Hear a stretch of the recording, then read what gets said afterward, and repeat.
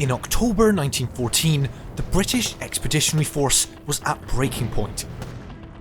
Fighting in France against a German invasion, the BEF had lost 70% of its original number and had almost no reinforcements to speak of.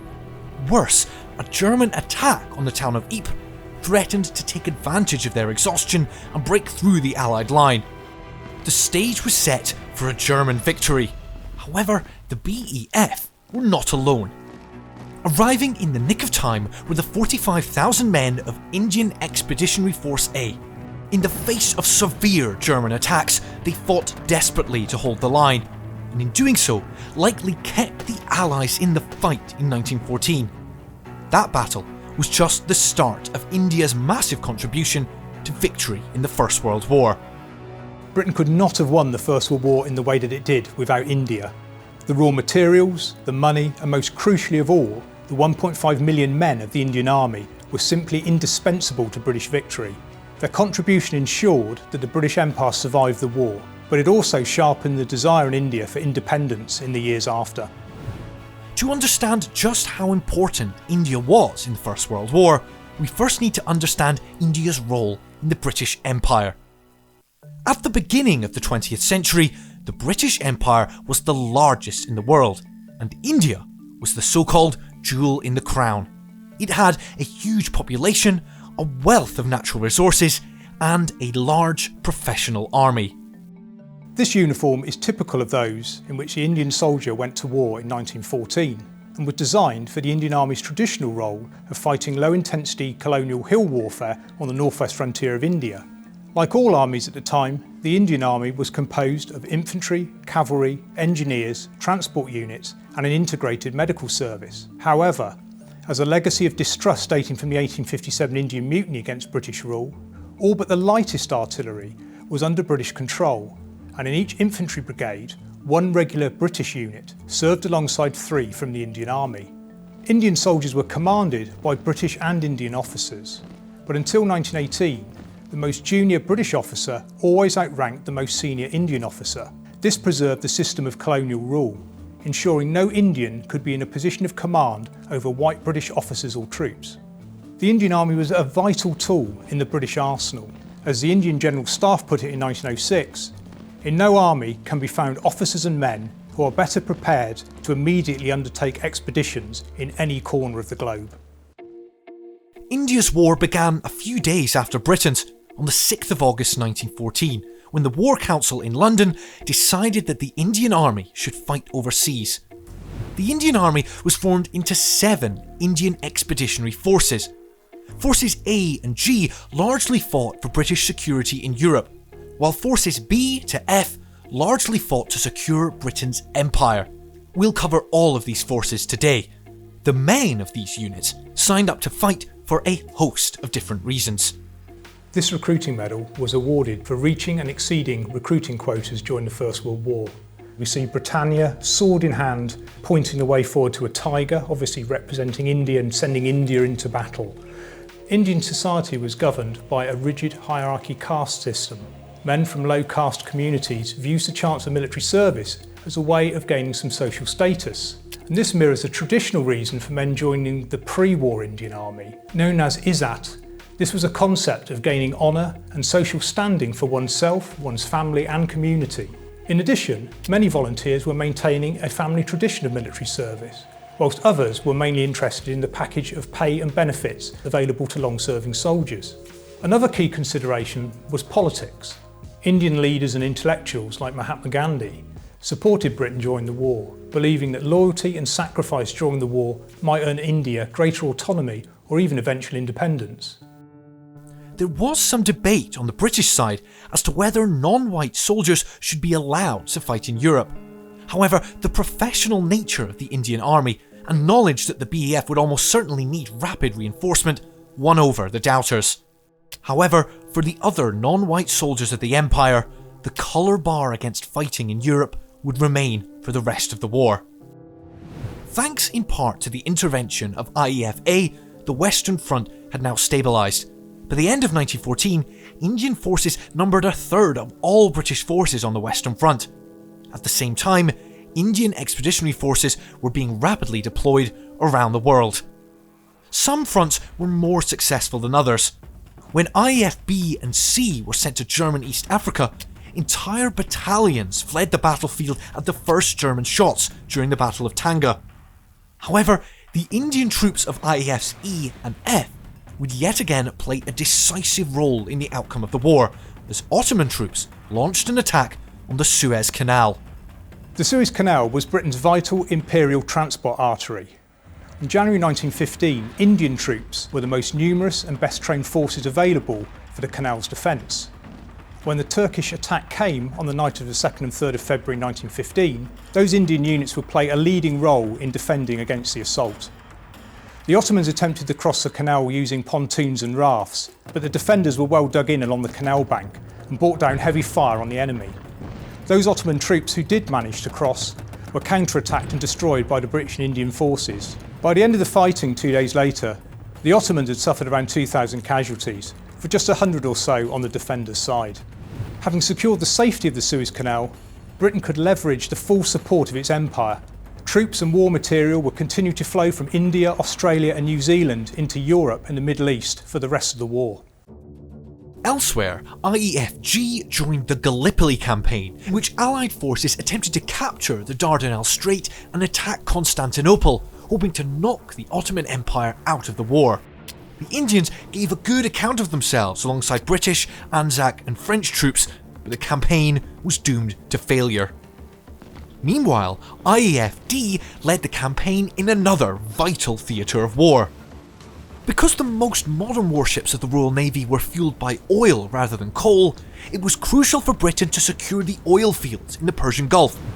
This could only be achieved through the occupation of Mesopotamia, or modern-day Iraq. With the British Army committed to the Western Front and later Gallipoli, the campaign in Mesopotamia was, from the beginning, largely fought by Indian soldiers. The war in Mesopotamia was very much a campaign of two halves. The first, whilst quickly securing the oil fields, was marked by mission creep that led to a reckless advance on Baghdad and a subsequent humiliating surrender of the British garrison at Kut al Amara in April 1916. Up to this time, the army suffered from shortages of just about everything needed to fight a successful war. A drastic reorganisation and reinforcement followed, leading to a dramatic change of fortunes, and on the 11th of March 1917, Indian and British forces captured Baghdad. After this, Indian troops conducted a successful mobile campaign against Turkish forces that led to the occupation of Mosul by the end of the war. Back on the Western Front, Indian infantry were sorely tested in 1915 during the Battle of Neuf-Chapelle in March, where they supplied up to half the attacking force, and again at Loos in September. There is controversy over their performance in this theatre of war. Some historians writing in the aftermath of the conflict tended to emphasise a lack of familiarity with the new weapons of war and low morale caused by discomfort with European weather and the high casualty rate among British officers.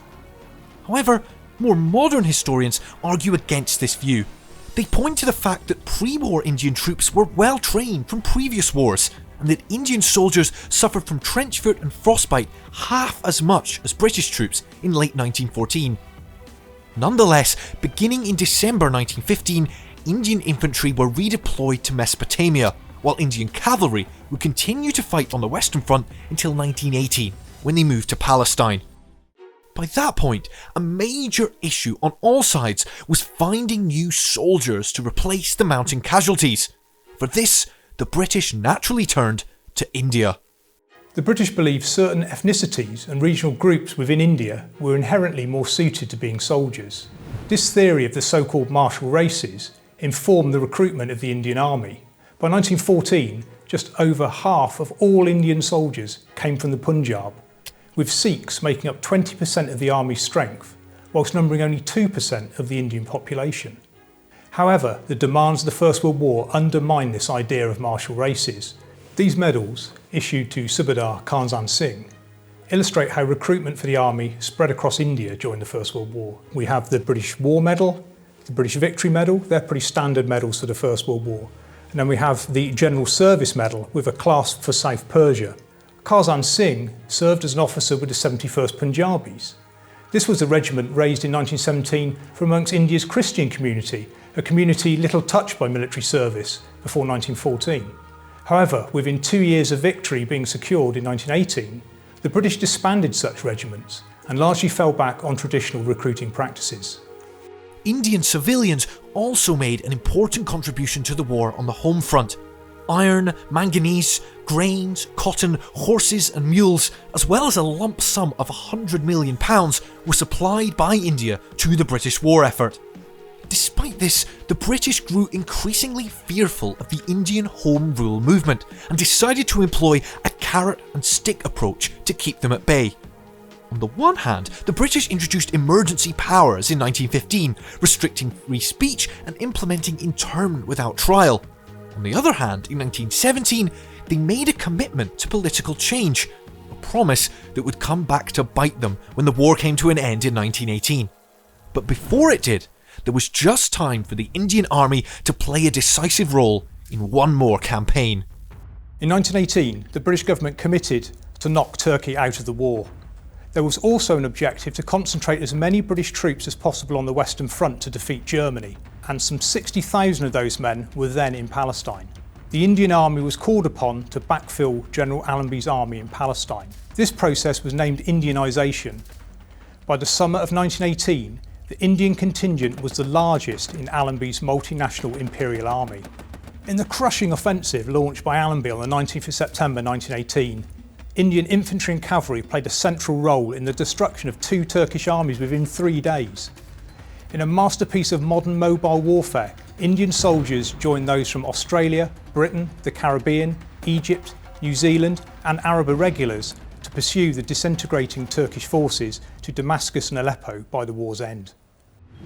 The manpower provided by the Indian Army allowed Britain to wage a global war on multiple fronts at the same time. But the Indian soldiers weren't just there to make up the numbers. Their bravery was noted by Field Marshal French, who remarked on the magnificent bearing and indomitable courage displayed by the troops of the 4th and Indian Corps. In total, 11 men from the Indian subcontinent won Victoria Crosses during the First World War. One of them was Shamahad Khan. This kurta, the traditional form of tunic worn by soldiers of the Indian Army, was originally a property of Shamahad Khan while serving with the 8th Punjab Regiment as a Jemadar, that's a junior Indian officer. And on the shoulder we can see the 8th Punjabi's regimental shoulder title, the rank badges for a Jemadar. We can also see where Shamahad Khan's medal ribbons originally were attached. He's obviously taken these off and probably put them onto another kurta. On the 12th and 13th of April 1916 at Beit Isa, Shamahad Khan was in charge of a machine gun close to Turkish positions. During the day, he used his machine guns to beat off 3 Turkish counterattacks, working the gun single-handed after all his men except 2 ammunition belt fillers had become casualties. For 3 hours he held his position under very heavy fire, and when his gun was knocked out, he and the 2 belt fillers continued to hold their ground just with rifles until the order was given to withdraw. With help, he then brought back the machine gun, ammunition, all the equipment and 1 severely wounded man.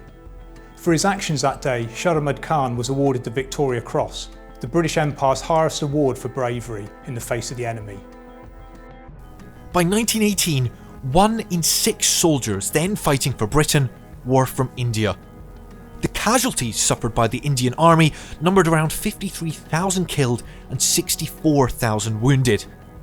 The Imperial War Museum itself is a testament to those men. Founded in 1917, its name is a tribute to the contribution of India and British dominions to victory in the First World War.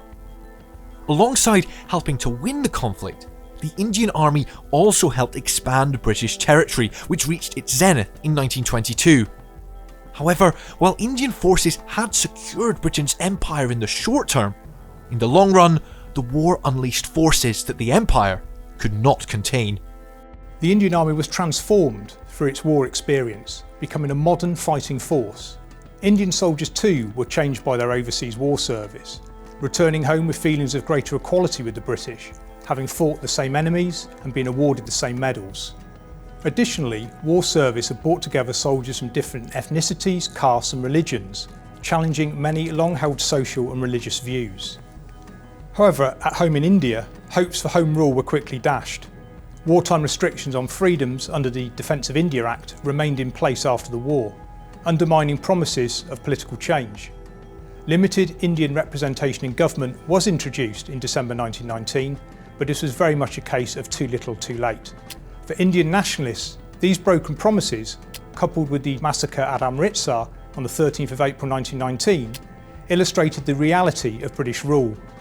This sense of betrayal sparked the mass independence movement of the 1920s and set India on the road to independence.